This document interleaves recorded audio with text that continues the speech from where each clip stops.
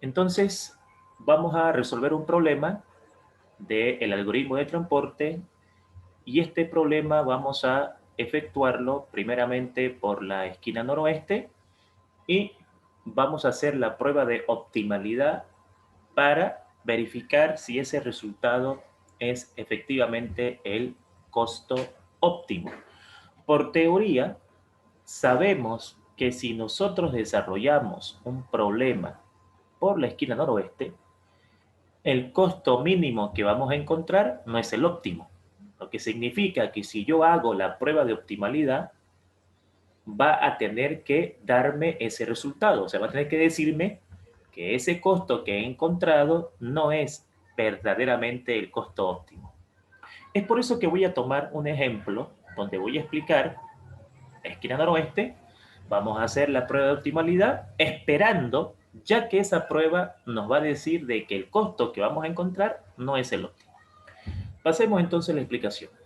Tenemos acá una matriz de algoritmo de transporte, la cual está formada por 4 filas y 4 columnas, ¿no? 4 orígenes y 4 destinos, con sus respectivos costos unitarios, y lo más importante, que la oferta y la demanda están en equilibrio. Recordemos de que para iniciar un problema de algoritmo de transporte, tengo que asegurarme que esto esté en equilibrio. Entonces, al elegir el método de la esquina noroeste, voy a mostrar paso por paso las asignaciones que voy a hacer. Se va a notar un poquito largo el ejercicio porque voy a hacer tabla por tabla, ya que quiero ser detallista en las decisiones que vamos a hacer respecto a la prueba de optimalidad. Entonces, como vamos a hacer el algoritmo de la esquina noroeste, ya sabemos de que la primera asignación se hace en la casilla superior izquierda, en la que si nosotros comparamos acá las unidades que hay, en esta primera casilla tengo 45 de oferta contra 90 de demanda. Ya sabemos de que debemos asignar de estos dos valores el menor, lo cual implica que aquí voy a colocar 45 y al colocar 45 ya estaría cubriendo la oferta y es por eso que aquí no voy a colocar más asignaciones. Y acá de 90, como ya puse 45, se reduce a 45. Entonces, en esta tabla estaría mostrando la primera asignación que estoy haciendo.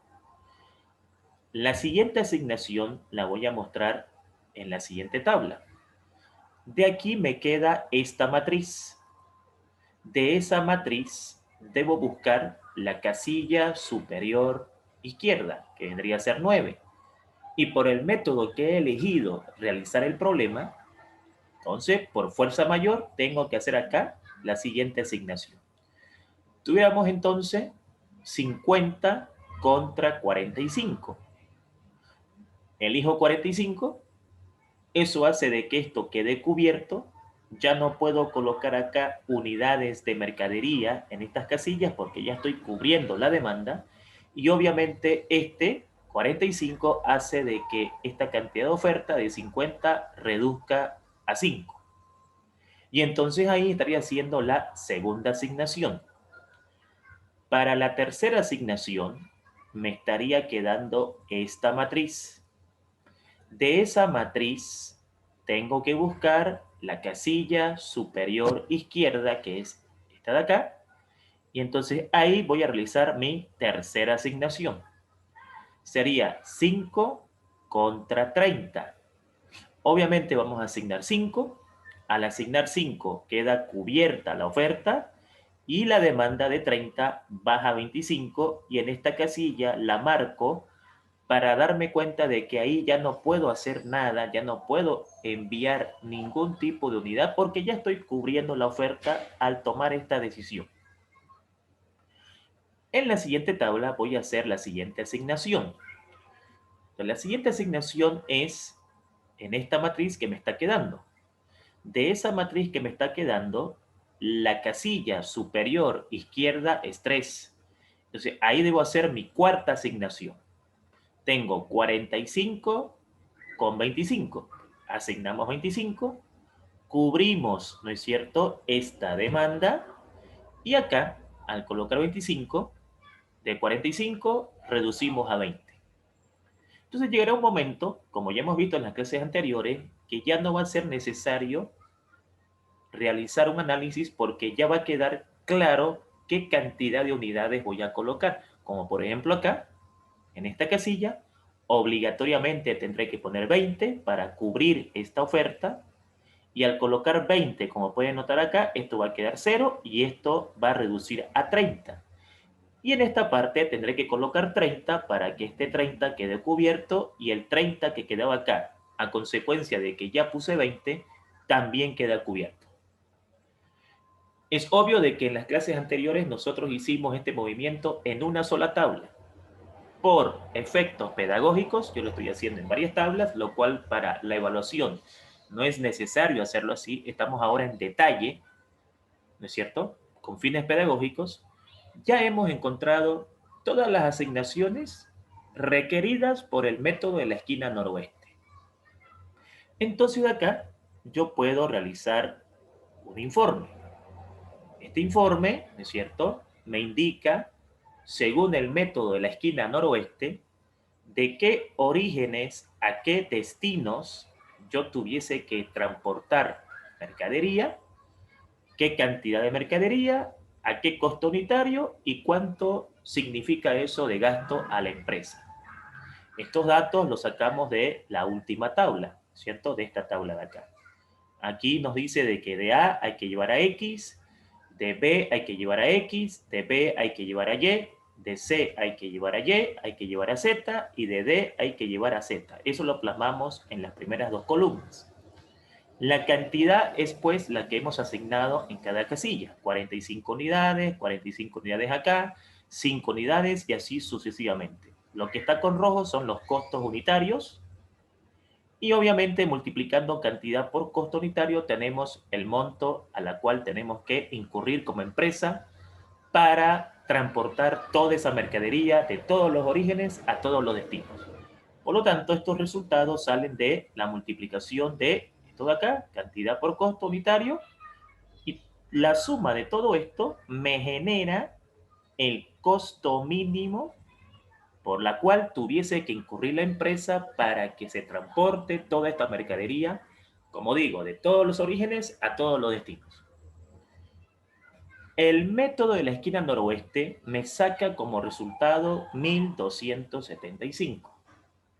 Entonces va la pregunta clave. Cuando usted informa esto a la gerencia va a preguntar, licenciado, ¿ese costo que usted está calculando ahorita es el óptimo? Por teoría sabemos que no. ¿Por qué? Porque hemos elegido la esquina noroeste.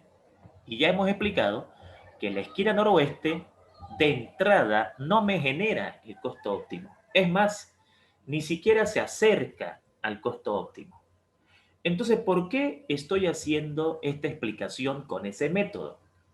Porque quiero mostrar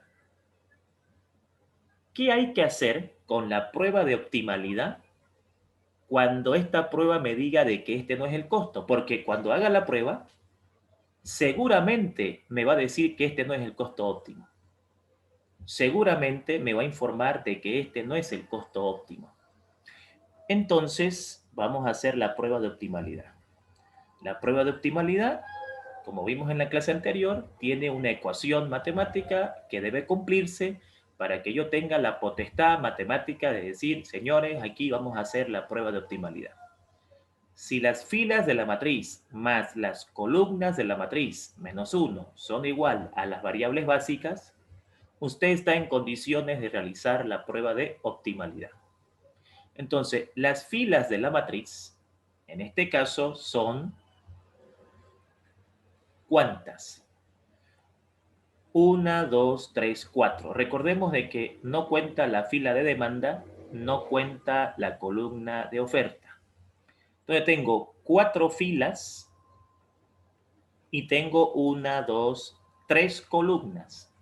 4 filas y 3 columnas. Recordemos que en el algoritmo de transporte yo no estoy obligado a que la cantidad de filas sea igual a la cantidad de columnas.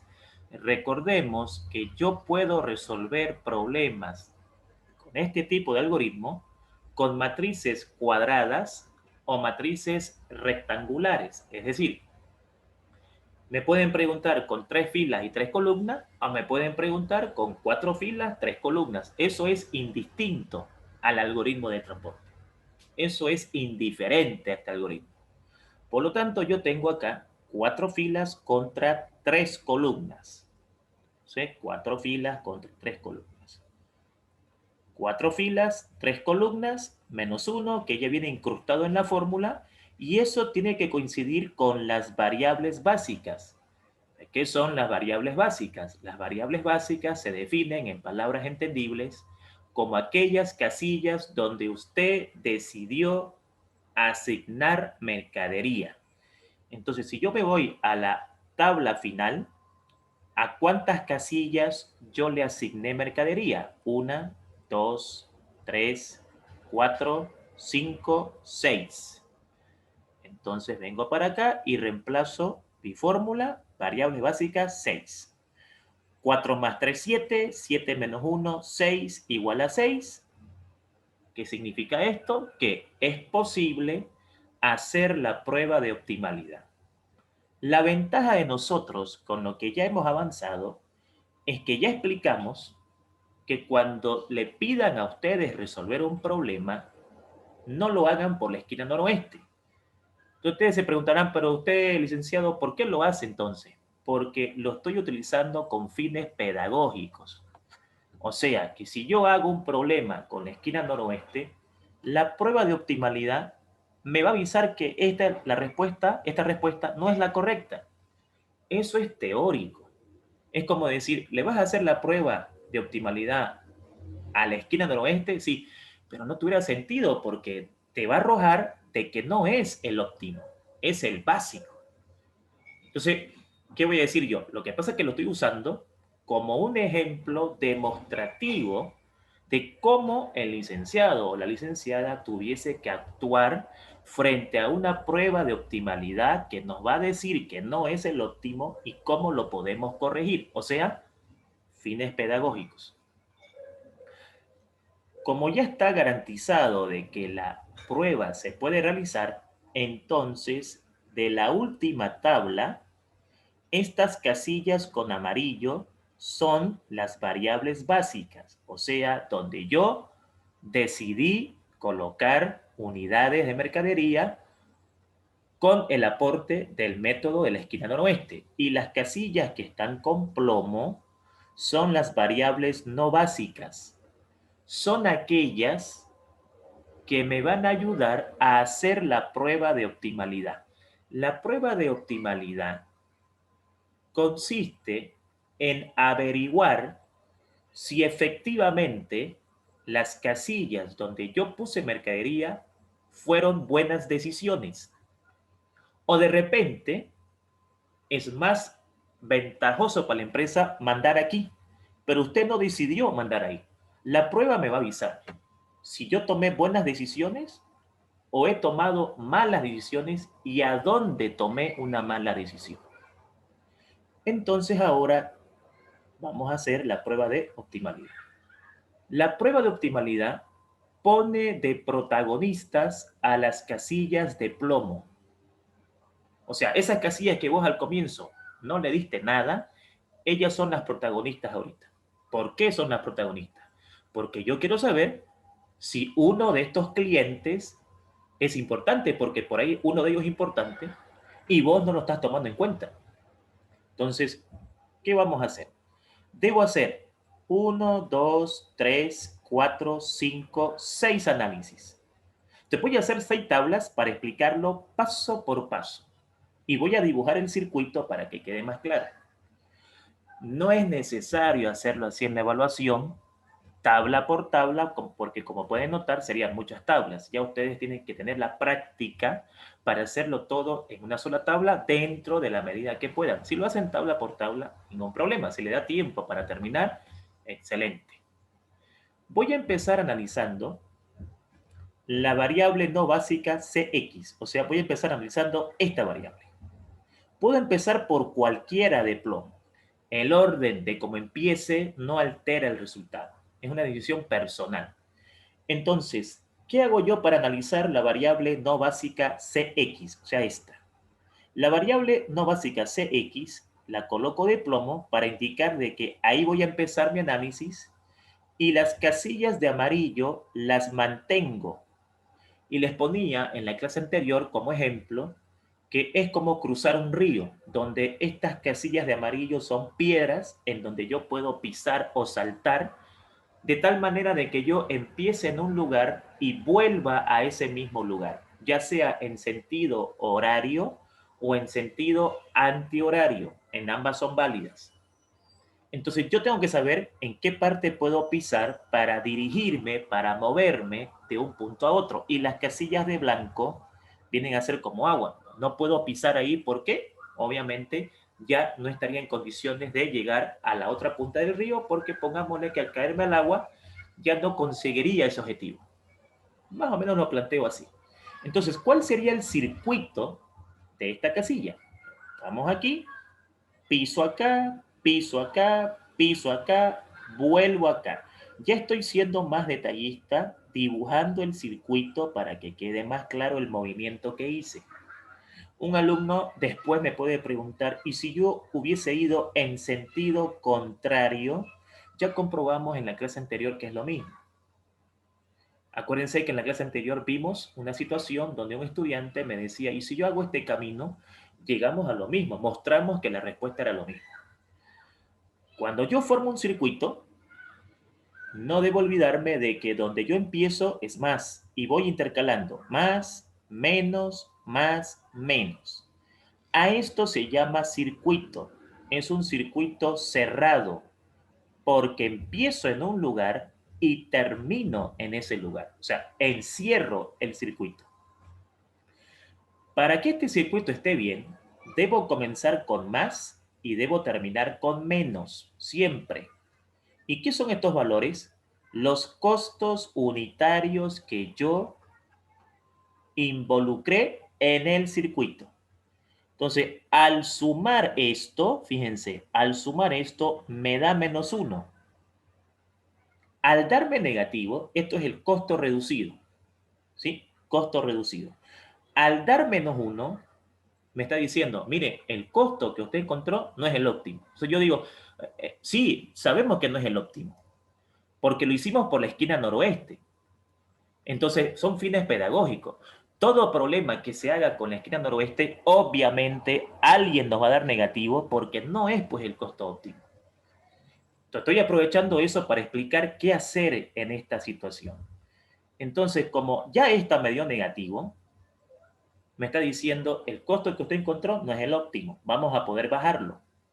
Entonces, no, el costo no es el óptimo y conviene asignarle unidades a CX. Por en cuanto a este cliente tuvimos que mandarle mercadería. ¿Por qué no paramos ahí y de una vez hacemos el cálculo acá?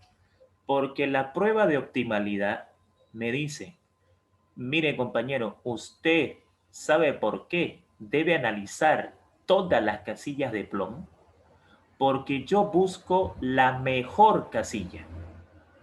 O sea, una pregunta puede ser, ajá, nos dio negativo, paremos ahí entonces, ya lo podemos arreglar un ratito. ¿Qué pasa si otra es más negativa? Mientras más negativa, mejor es el cliente. Aclaremos algo acá. Si me salen dos casillas negativas, ¿a los dos le debo asignar mercadería? No. La prueba de optimalidad elige al mejor cliente que vos no tomaste en cuenta. Es por eso que estoy obligado a hacer con todas, por más que aquí me dé negativo, por en cuanto esta es la mejor. Es la única hasta ahorita. Pero si yo hago otra y me sale un valor más negativo, chau. O sea, usted ya no vale para mí. Usted es negativa, pero no es la mejor. Hay otra que es la mejor y es esa a la que voy a tomar en cuenta. Es muy importante, por favor, que tomen atención. No necesitan copiar nada, tendrán el archivo paso por paso. Me di el trabajo de hacerlo para que lo entiendan bien. ¿Sí? Entonces, vamos a analizar la siguiente casilla. He explicado por qué no he parado aquí si ya me dio negativo. Porque, por ejemplo, aquí, fíjense lo que va a pasar. La siguiente casilla que voy a aplicar es dx. O sea, la siguiente casilla que voy a analizar es la casilla de x. Aquí está, casilla de x, coloco las casillas de amarillo y entonces ahora formo su circuito. Entonces, estoy aquí, salto aquí, piso acá, piso acá, piso acá, piso acá, vuelvo al mismo sitio. Lo estoy dibujando para que vean cómo se forman los circuitos. Estoy aquí, salto aquí, piso acá, piso acá, piso acá, piso acá, vuelvo a bater. En ese trayecto, ¿qué costos fueron involucrados? 7 positivo, 9 negativo, 5 positivo, 3 negativo, 7 positivo, 9 negativo. Recalco nuevamente. Tu circuito tiene que ser de tal manera que usted comience con más y termine con menos. Al sumar esto, nos topamos con una sorpresita. Me ha dado -2. O sea, es como decir, va a disculpar mi estimado, pero usted no es el mejor cliente. Este es el mejor cliente. Y entonces este lo desbancó a usted. Usted ya no nos interesa como empresa. Nos interesa este. ¿Por qué? Porque es más negativo. Entonces ahora me conviene asignarle unidades a este caballero. Si este de acá no tiene otra competencia más negativa que él, entonces sobre él hacemos el cálculo. Pero si los otros que están esperando son más negativos que él va a correr la misma suerte que este. Entonces, ¿por en cuánto sos vos? Ya no sos vos, lo siento, sos vos. Pero no ha terminado ahí. Tengo que analizar las otras. Entonces, quiero que entiendan por qué obligatoriamente debo analizar todas las casillas no básicas. Porque necesito saber cuál es la mejor. No se hace para todos que son negativos, se hace para el más negativo. Entonces ahora yo vengo y digo, bueno, ¿cuál es la siguiente casilla que voy a analizar? La siguiente casilla es la casilla AY.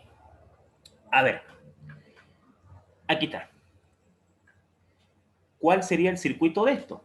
Bueno, vuelvo a dibujar las casillas de amarillo. Las casillas de amarillo son las casillas donde yo puse mercadería, son las piedras donde yo puedo pisar. Hago esa analogía de ese ejemplo del río. Estoy aquí, piso acá, piso acá, piso acá y vuelvo. Lo hubiese podido hacer en sentido contrario. Ya hemos comprobado que es lo mismo. Entonces, me queda fácil el circuito de esta.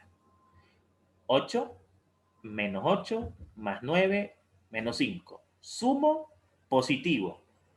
¿Qué significa positivo? Que fue óptima la decisión de no mandar acá. O sea, esta de acá no te discuto. Efectivamente, esta es una buena decisión. Pero ya te demostré que hay negativas y entonces en ellas has tomado una mala decisión. Y en todas las malas decisiones se busca la mejor. Me toca analizar la siguiente casilla, que es la casilla que ven acá. Entonces, aquí está la casilla que voy a analizar. Vuelvo a colocar las casillas básicas donde yo puse mercadería y analizo cuál sería el circuito para empezar aquí y volver aquí. Me queda fácil. Piso acá, piso acá, piso acá, vuelvo. Por lo tanto, involucré al 5, involucré al 3, involucré al 7, involucré al 9. Sumo 0. Si me da 0, se considera óptimo, o sea, 0 es neutral. Entonces, ante el cálculo del algoritmo, 0 es como un valor positivo. Entonces, esta fue una buena decisión. No hay problema con esta casilla. Lo que decidiste con el método, hasta aquí es correcto y hasta aquí es correcto. Pero me faltan todavía analizar más casillas. Me falta analizar la casilla AZ y la casilla PZ.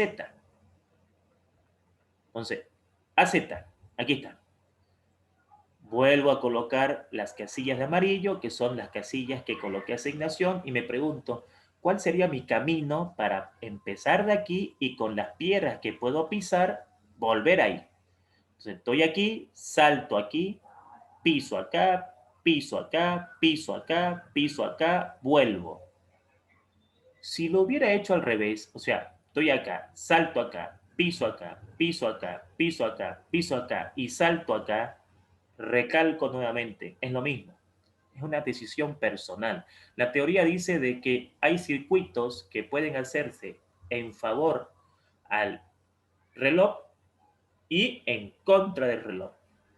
O sea, en sentido horario y antihorario, como este circuito de acá. Por lo tanto, ¿qué costos involucré en ese camino? 4 positivo, 8 negativo, 9 positivo, 5 negativo, 3 positivo, 7 negativo. Cuando voy a hacer la suma, me sale -4. Entonces vengo y le digo, a ver usted, compañerito, tenemos malas noticias para usted. Usted ya no es el adulado, o sea, usted ya no es el elegido. ¿Por qué?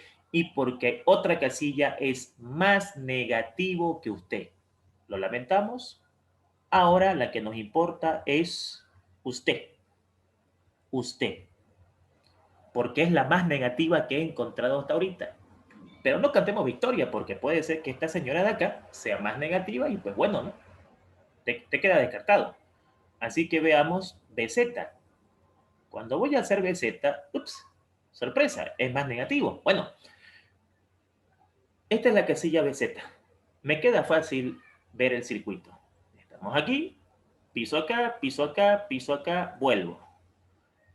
¿Qué involucré? El 3, el 5, el 3 y el 7 con signo intercalado. Hago la suma, -6. Lamentablemente, usted ya no es este.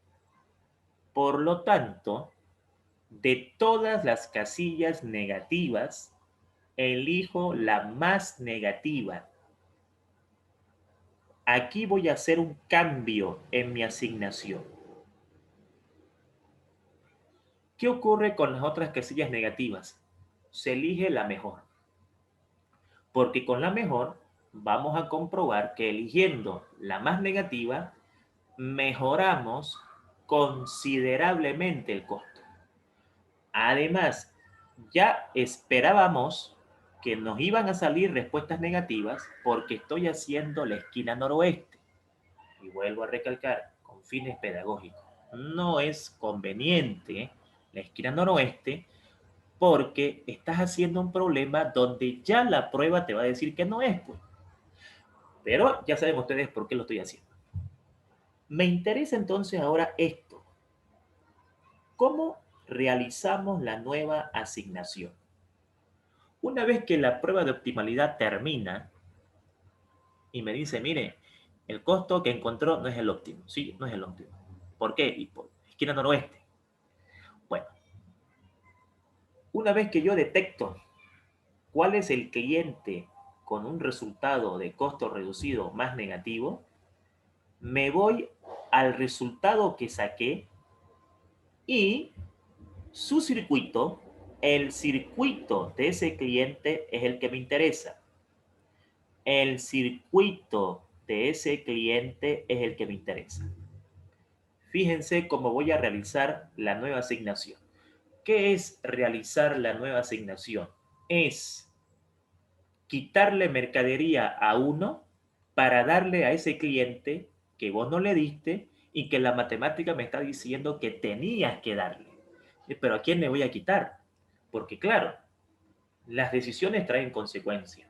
El hecho de que vos sepas de que hay un cliente bueno y no le mandaste mercadería implica de que vamos a perder uno al que vos le diste y vamos a darle a ese que debías darle. Entonces, analizo el circuito y acá he escrito algo que ustedes tienen que entenderlo muy bien. De las celdas que tengan el signo negativo, en el circuito se elige la asignación más pequeña. Este número se suma a las celdas positivas y resta a las celdas negativas. Ok, traduzcamos esto al español. Como vos me dijiste que este cliente es el mejor y él tenía que tener mercadería, Uno de estos va a pagar. Uno de estos va a pagar ese error.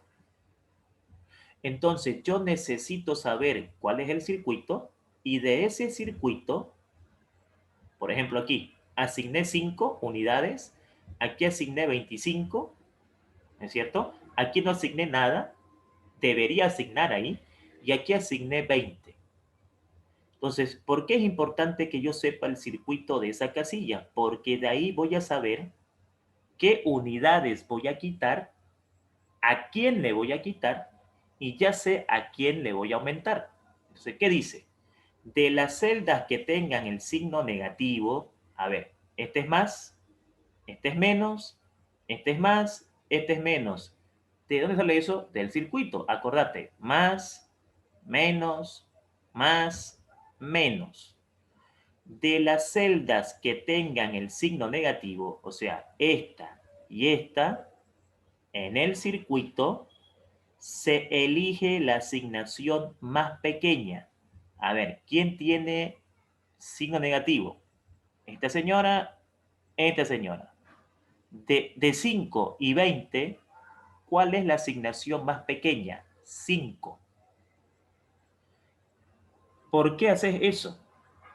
Porque ese análisis me va a avisar qué cantidad de unidades voy a quitar y qué cantidad de unidades voy a aumentar. Entonces, entre las celdas negativas elijo la menor, o sea, 5, y ese número se suma a las positivas y se resta a las negativas. Entonces, fíjense cómo quedaría la película ahora.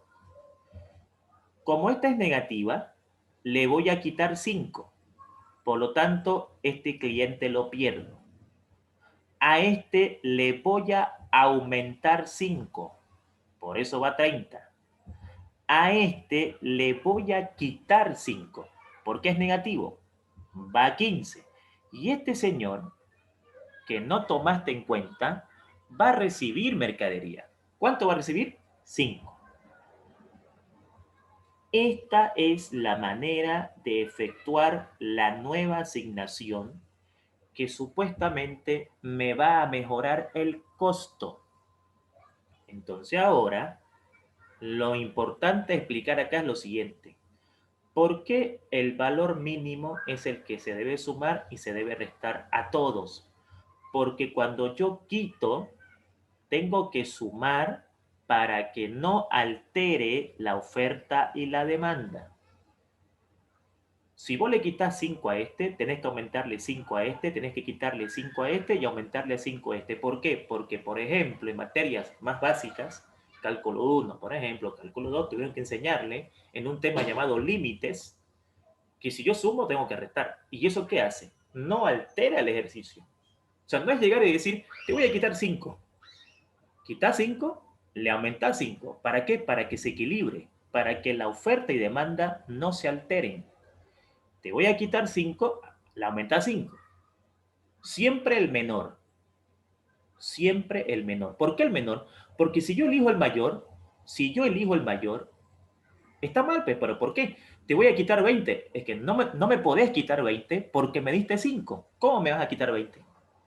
Por eso dice el menor. ¿Sí? Por eso dice el menor. Cuando yo vuelvo a hacer mis cálculos, fíjense, el costo reduce a 1.245. Y al comienzo era, ¿cuánto? Veamos por acá, 1.275. O sea, lo pude reducir. Ahí está, 1.245. Ahora, ¿qué quiero mostrar a continuación? ¿Es este el costo óptimo? Tenemos que hacer de nuevo la prueba de optimalidad. Entonces nos vamos a dar cuenta que si yo hago de nuevo la prueba de optimalidad, me va a seguir dando negativo. ¿Por qué? Porque elegiste el método de la esquina noroeste que está muy lejos de la realidad. Entonces quiero explicar que esto de acá me sirvió para explicar qué debo hacer yo para hacer una nueva asignación, pero este seguramente no es el costo óptimo. La prueba de optimalidad me lo redujo, pero ¿es el costo óptimo? Tendríamos que hacer todo de nuevo. Y rezar para que todo me dé positivo, porque si uno me da negativo, te cuento que no es. Te cuento que no es. Es por eso, es por eso que el método adecuado es Vogel. Si vos hubieras hecho el ejercicio por Vogel, estuvieras más cerca a la verdad. O sea, con Vogel no tenés que hacer mucho trabajo, no tenés que hacer muchas pruebas, porque aquí el caballero me acerca a la verdad. O me da la verdad o me acerca a la verdad, ¿no? Por así decir. Por ejemplo, si yo hago el mismo problema con Vogel, fíjense lo que va a hacer Vogel. Ustedes saben que con Vogel se penaliza, ¿cierto? Entonces acá, el mismo ejercicio, voy a hacerlo con Vogel. Entonces, ¿qué hace Vogel? Agarra los dos costos más pequeños de cada fila y penaliza. Entonces, acá ustedes ya saben el método de Vogel. Ya saben de dónde sale la penalización. Ya saben de que cuando yo penalizo, debo buscar la penalización más alta y de esa penalización más alta debo buscar la casilla que tenga el costo más pequeño, que en este caso es 4. Y ahí realizo mi primera asignación. Y ese proceso debo hacerlo otra vez, otra vez y otra vez y otra vez hasta que esté cubierta toda la oferta y toda la demanda. Entonces, en este video, que por cierto estoy grabando para que lo puedan ver las veces que sea necesario, estoy tratando de ser lo más detallista posible. Ya vimos nosotros el método de Vogel. Cuando ya está resuelto por Vogel, fíjense el resultado que me da Vogel.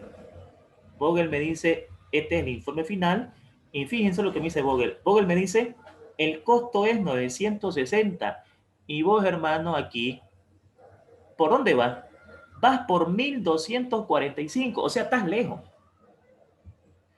Por lo tanto, no es correcto que vos lo hagas por la esquina noroeste, porque vos tuvieras que hacer una prueba más para bajarlo, otra para bajarlo. O sea, ¿cuántas pruebas más tuviese que hacer para llegar a 960? Tal vez dos o tres más. O sea, eso quiero que entiendan. Entonces, por eso, que todo ejercicio de aquí para adelante, ya sea en el examen o en prácticos, tiene que ser por Google, porque si yo hago por la esquina noroeste, estoy lejos de la verdad. Si hago por el costo mínimo, estoy medio lejos de la verdad. Pero si voy por Google, Google ya me dijo, mira, vos estás lejos. Con la prueba de optimalidad, estás lejos todavía. ¿Qué quiere decir esto? Fíjense. ¿Qué quiere decir esto? Que Google me saca 960.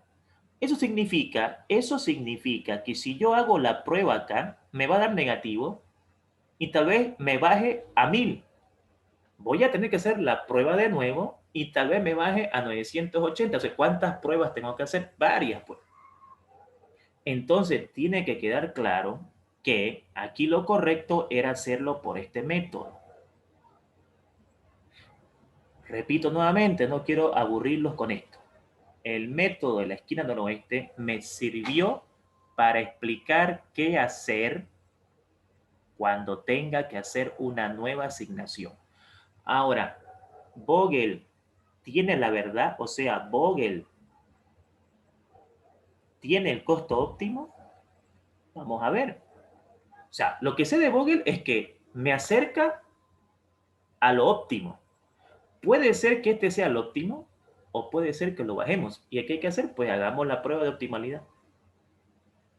Entonces, el problema, comencé con la esquina noroeste para explicar todo eso que he estado mencionando.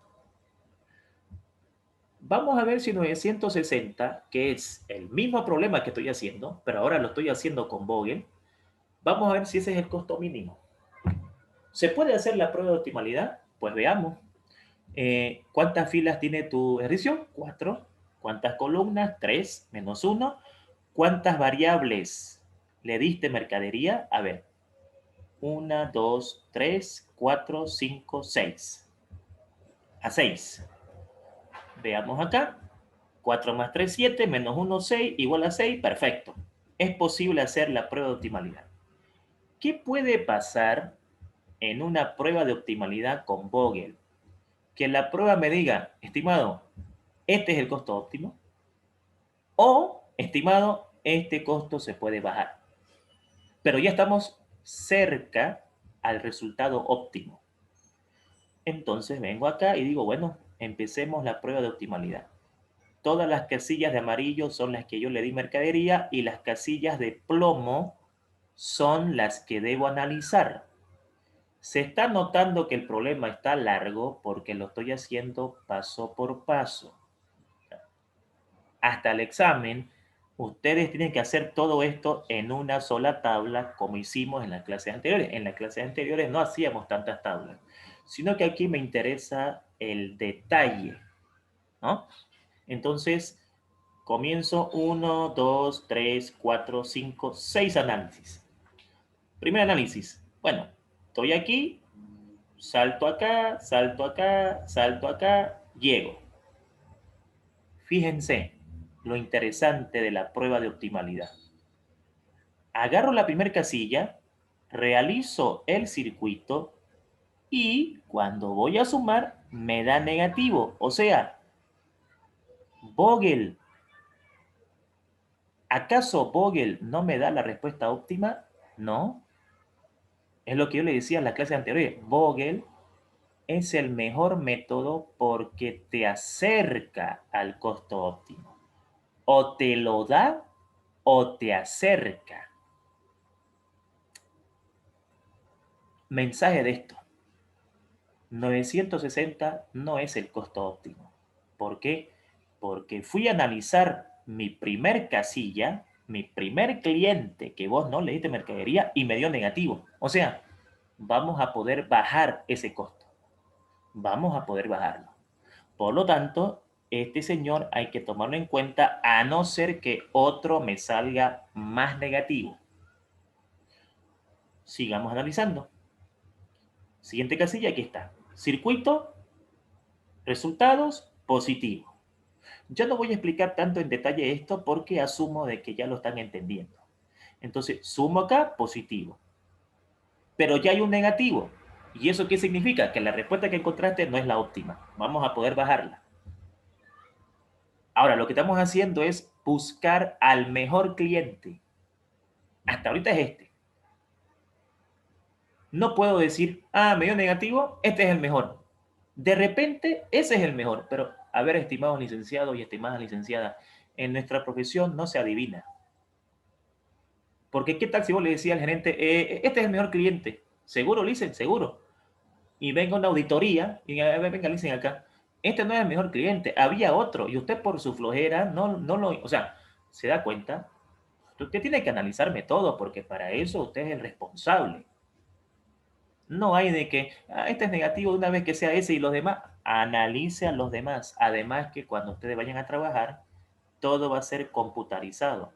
Después le voy a enseñar un programa que obviamente pues, no me va a hacer con tablita y todas esas cositas que ya les dije, que es importante que el estudiante sepa hacerlo manual, porque le piden un informe y los programas no dan informe, pero el programa sí, digamos, me da un informe que me va a ayudar a mí a entender si mi respuesta está bien o está mal.